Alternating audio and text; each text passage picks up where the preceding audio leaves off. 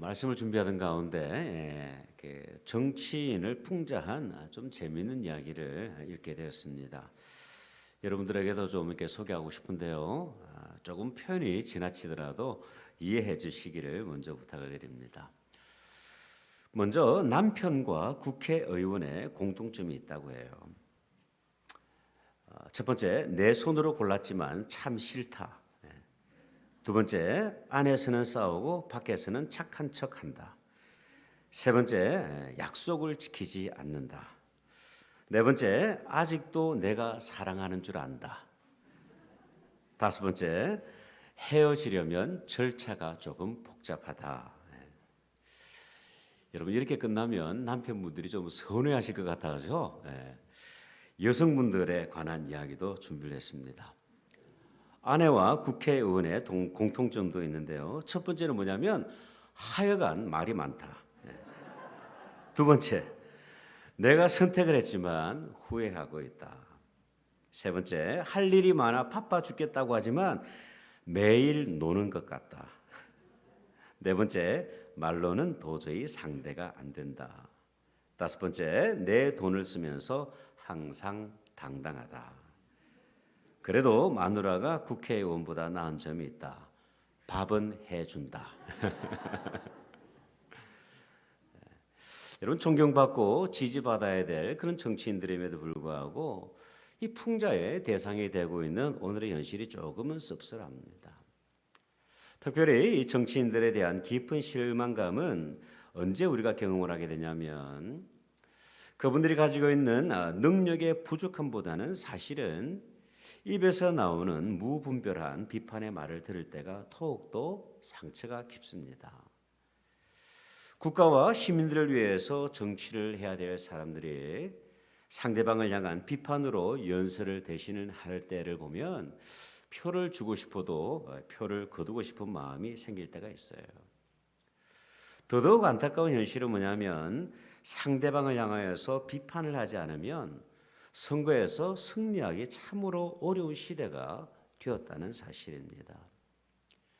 상대방의 허물을 막 부각을 시키고 광고를 해야만 승리를 보장받을 수 있는 그런 시대가 된 것이죠. 여러분 오늘 본문은 예수님의 산상수훈의 말씀을 기록을 하고 있어요. 갈릴리 호수 옆에 있는 그 산에 오르신 예수님께서는 무리와 제자 공동체를 향하여서 하나님의 나라를 살아가는 그 삶의 원리, 그 원칙에 대해서 말씀을 하셨는데요. 그 가운데 참으로 중요한 부분이 바로 비판에 관한 교훈의 말씀입니다. 주님께서는 이 공동체를 향하여서 비판하지 말라 말씀을 하셨습니다. 이것은 권면의 말씀이 아니에요. 이것은 선택할 수 있는 내용도 아닙니다. 하나님 나라를 살아가는 당신의 백성들에게 주시는 엄중한 명령의 말씀인 것이지요. 건강한 이 제자 공동체를 위하여서 건강한 이웃과의 관계를 위해서 반드시 지켜야 될 명령을 주님께서 말씀하신 것입니다.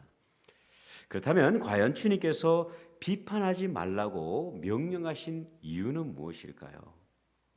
오늘 본문을 보면 그 비판하지 말아야 될 중요한 몇 가지 이유를 주님께서 친히 말씀하신 것을 볼 수가 있어요.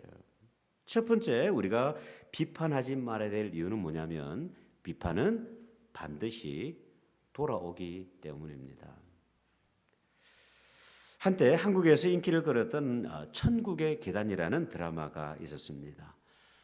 이 드라마가 만들어냈던 아주 유명한 대사가 있습니다. 혹시 여러분 기억하시는지 모르겠어요. 사랑은 돌아오는 거야. 아직도 제가 기억 속에 남아있어요. 여러분 비판도 마찬가지입니다. 비판이 내 입에서 나가는 순간 무엇이 돌아올까요? 비판은 그대로 다시 부메랑이 되어서 돌아옵니다. 돌아올 뿐만 아니라 사실은 더 많은 살이 붙어서 돌아오게 되는 것이죠.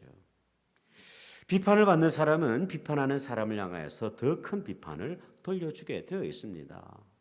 이처럼 비판은 작은 것에서 시작이 되어서 점점 더 불어가지고 눈덩이처럼 변화되게 되는 것입니다. 예수님께서는요 오늘 본문을 통해서 이렇게 말씀을 하셨어요. 1절과 2절의 말씀을 한번 보십시오. 비판을 받지 아니하려거든 비판하지 말라.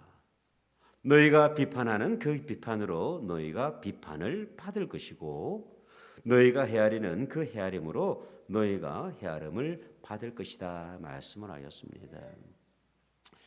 여러분 미국 말 가운데 이런 표현이 있어요. garbage in, garbage out이라는 표현이 있어요. 한국 속담에 이렇게 말을 하면 콩 심은 데 콩이 나고 팥 심은 데 팥 낳는다는 그 표현과 너무나도 흡사한 표현입니다. 우리가 무엇을 심느냐에 따라 추수의 내용이 달라진다는 그런 의미를 가지고 있는 것이죠. 여러분 누가복음 6장을 보면요, 오늘의 말씀을 조금 더 자세하게 기록하는 것을 볼 수가 있는데 우리 다 같이 누가복음 6장 37절과 38절의 말씀을 한번 읽어봅시다. 시작. 비판하지 말라. 그리하면 너희가 비판을 받지 않을 것이요. 정죄하지 말라. 그리하면 너희가 정죄를 받지 않을 것이요. 용서하라. 그리하면 너희가 용서를 받을 것이요. 주라. 그리하면 너희에게 줄 것이니 곧 후히 되어 누르고 흔들어 넘치도록 하여서 너희에게 안겨 주리라. 너희가 헤아리는 그 헤아림으로 너희도 헤아림을 도로 받을 것이니라. 여러분 비판을 심으면 비판이 돌아오죠, 그죠? 정죄를 심으면 정죄가 돌아옵니다. 반대로 용서를 심으면 용서가 돌아와요. 사랑을 심으면 무엇이 돌아올까요? 사랑이 돌아옵니다. 간혹 우리 성도님들 가운데 이런 고백을 하시는 분들을 이렇게 종종 볼 때가 있어요. 목사님, 제가 도대체 뭐길래 성도님들께서 저를 이렇게 사랑해 주시는지 모르겠어요. 그렇게 이야기하시는 분들이 종종 계세요. 그런 이야기를 제가 들을 때는요, 항상 이런 답변을 해드립니다. 아닙니다. 성도님께서 사랑받을 만한 자격이 있어서 사랑받으실 만한 준비가 되어 있기 때문에 사랑을 받으시는 겁니다. 그렇게 말씀을 꼭 드려요. 여러분 실제로 그러합니다. 살아가면서 여기저기서 사랑을 많이 심다 보니까 그 예수님의 마음을 여기저기 심다 보니까 그 사랑을 하나님께서 다시 그대로 돌려주게 하시는 거예요. 여러분 심는 대로 거두는 것은요 창조의 질서입니다. 성경의 가르침이에요. 그리고 주님의 가르침입니다. 그러므로 우리가 무엇을 심는가가 무척 중요해요. 큰딸 사랑이가 어렸을 때 제가 해주었던 이야기가 있어요. 이 아이의 이름이 사랑이잖아요, 그죠? 그래서 부모 마음 가운데는 늘 그런 걱정이 있어요. 혹시라도 이 아이가 자라가면서 행여나 사랑이 없는 아이로 자라면 어떻게 하나 하는 걱정의 마음이 늘 있어요.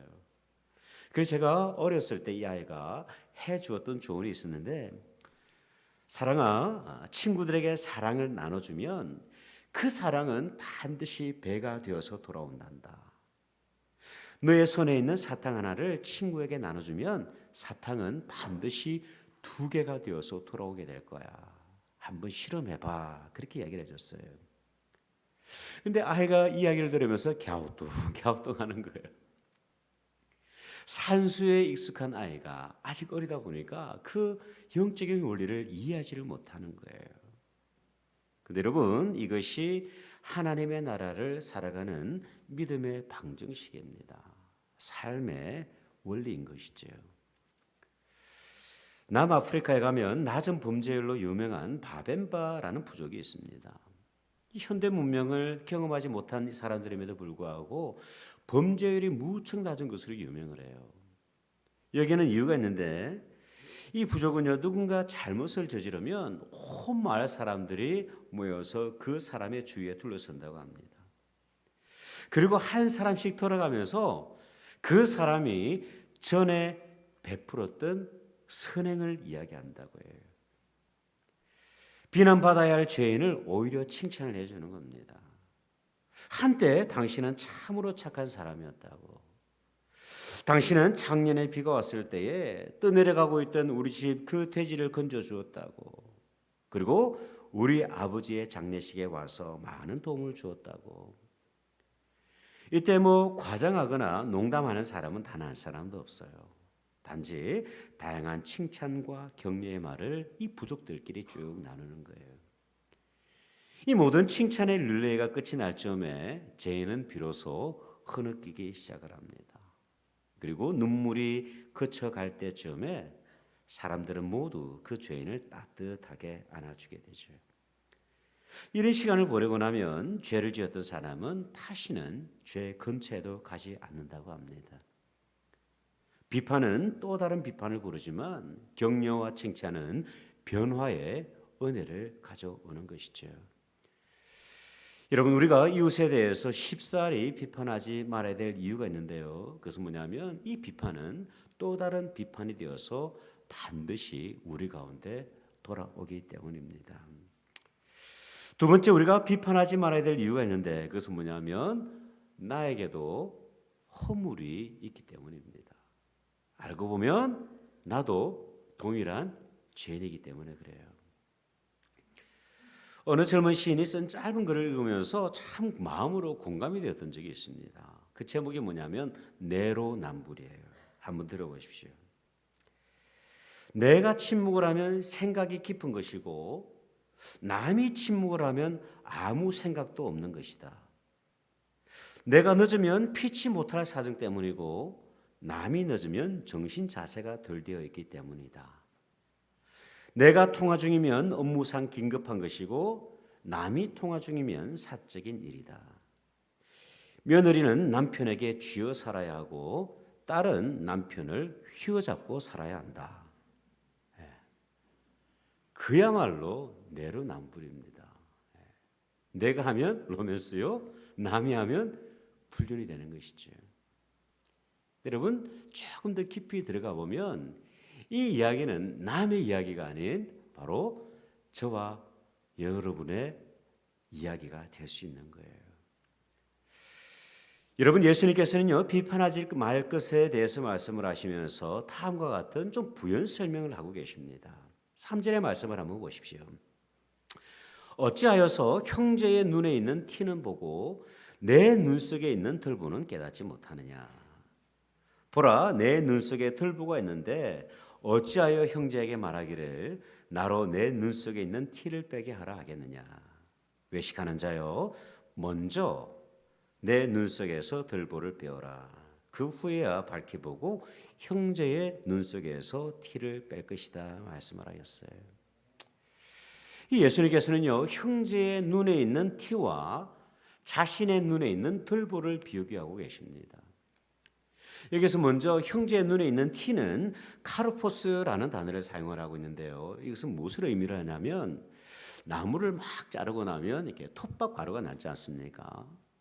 그 톱밥의 작은 가루를 의미를 하고 있어요. 이것이 바로 카르포스라는 단어입니다. 영어 성경을 보면 그래서 the speck of sawdust 그렇게 번역을 하고 있는데요.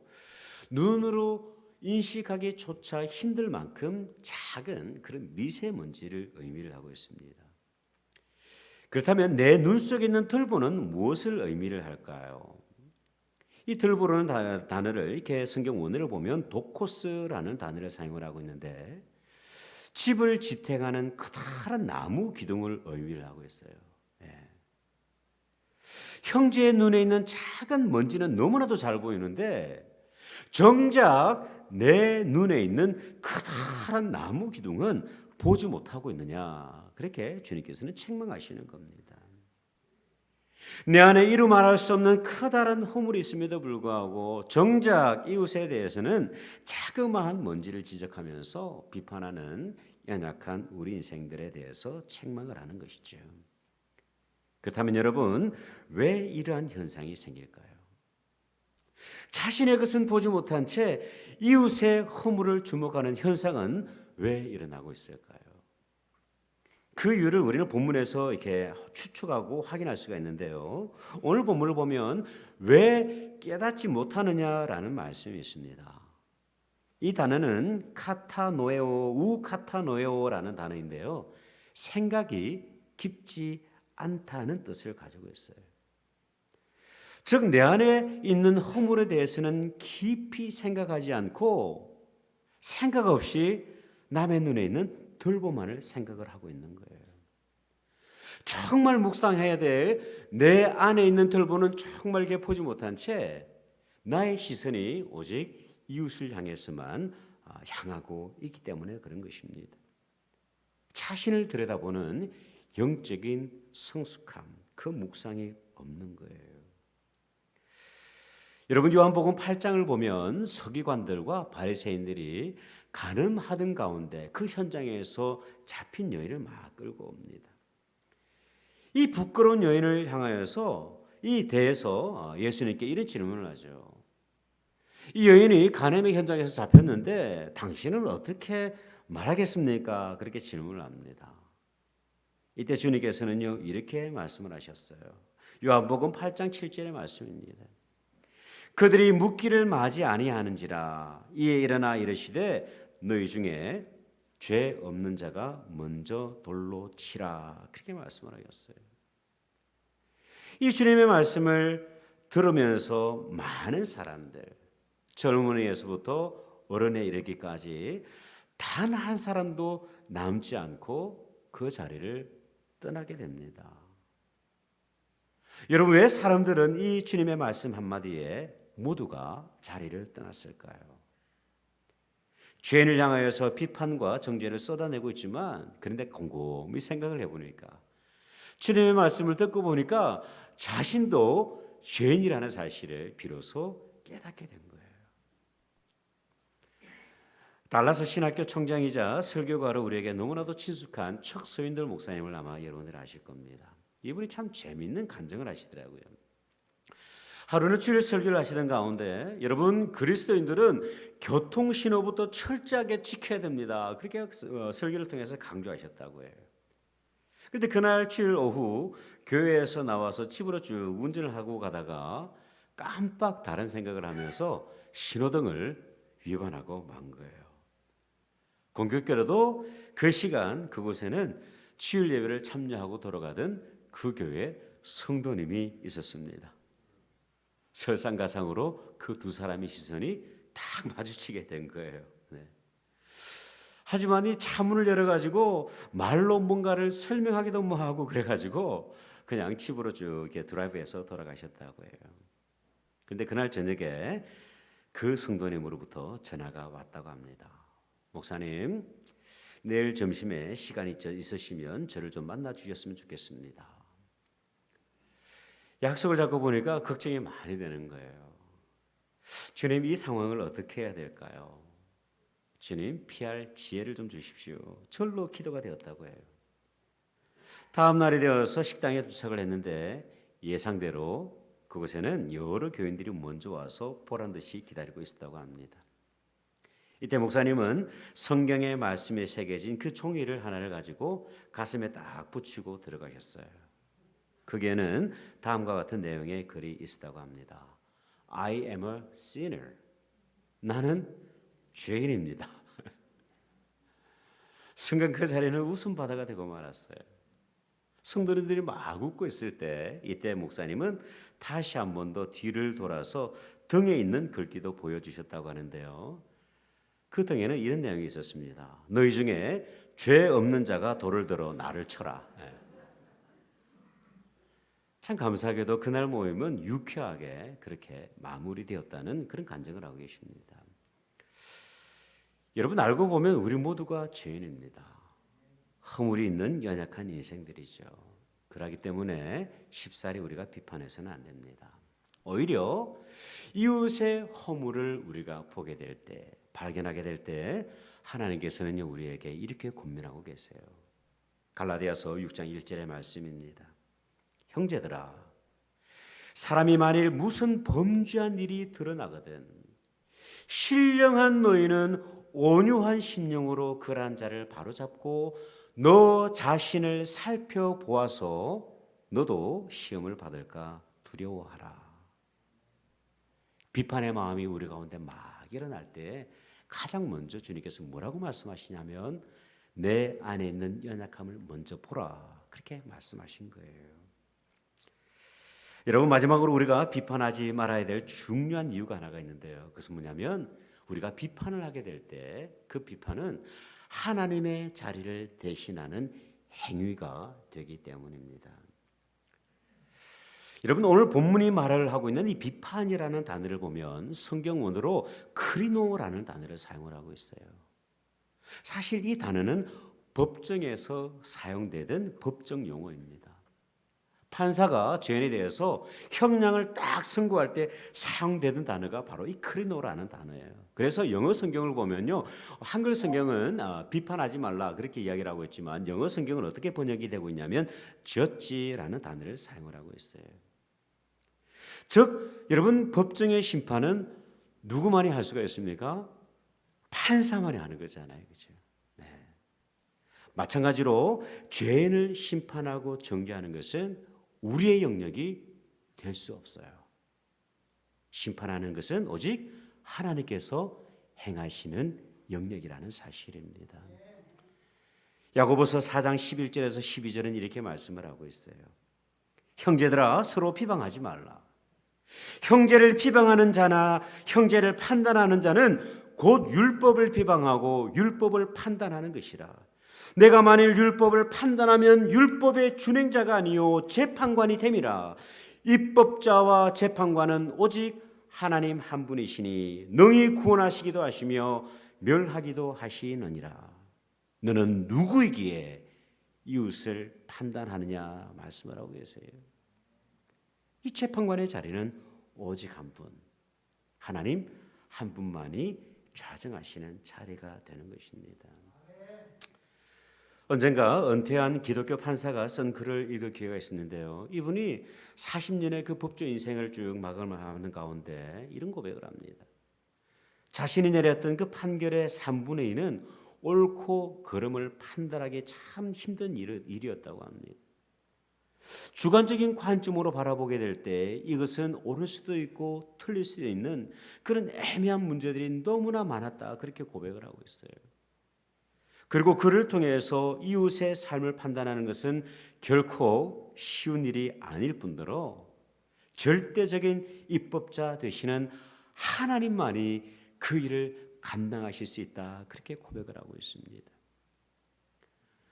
우리가 너무나도 잘 알고 있는 기독교 영성가 C.S. 루이스는요, 이 영광의 무게라는 책을 통해서 아주 중요한 그런 조언을 하고 있어요. 우리가 함께 대화를 나누는 이들은 그저 죽어서 사라질 존재가 아닙니다. 국가와 문화와 예술과 문명과 같은 것들은 언젠가 사라질 것이며 그것들의 수명은 우리 개개인에 비하면 모기의 수명과 다를 바 없습니다. 그러나 우리가 농담을 주고받고 같이 일을 하고 결혼을 하고 때로는 무시하고 때로는 비판하고 때로는 판단하는 그 사람들은 하나님 앞에서 불멸의 존재입니다, 그렇게 권면하고 있어요. 여러분, 비판과 정죄가 난무하는 세상입니다. 존중과 배려보다는 정말 맹목적인 비난과 악성 댓글이 난무하는 시대 아닙니까? 여러분, 이 시대를 우리 그리스도인들은, 하나님의 백성은 저와 여러분들은 어떻게 이 시대를 살아가야 되겠습니까? 여러분, 비판하지 마시기를 바라요. 비판은 돌고 돌아서 나에게도 옵니다. 그리고 비판에 앞서서 나를 묵상하는 은혜가 있으면 참 좋겠어요. 그리고 그 무엇보다도 하나님의 자리를 온전히 그 분께 내어드리는 성숙한 믿음의 사람, 향기 있는 하나님의 백성 되시기를 주님의 이름으로 축원드립니다. 기도하겠습니다.